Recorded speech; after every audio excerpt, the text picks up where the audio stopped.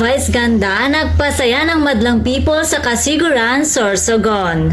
Kabilangan ng pinagdadaanan ngayon ng noontime show na It's Showtime, patuloy pa rin ang pagpapasaya ni Mimi Vice sa Sorsogon matapos ang kanyang napaka-successful na concert doon. Tandaan nga kamakailan lamang na inanunsyo mismo ng governor ng Sorsogon na dadalhin niya si Vice ganda matapos niyang palayasin ang kamikaze. Hindi naman binigo ni Gov ang kanyang mga kababayan at dinala niya nga si Vice ganda roon at hataw naman si Mimi Vice sa kanyang performance. Super enjoy ang mga manunood. At syempre pinaunlakan din ni Mimi Vice na magpa-picture sa kanilang ipinagmamalaking 15,000 roses.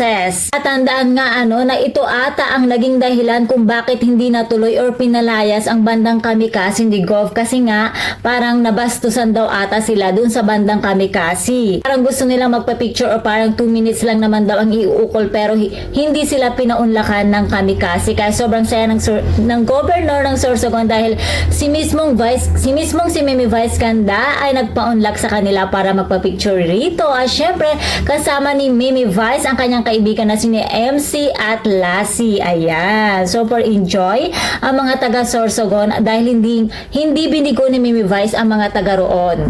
Tunay lamang na madaming nagmamahal kay Mimi Vice. Ayan lamang po ang aking chika for today. Please don't forget to like, share, and subscribe my channel. Thank you for watching.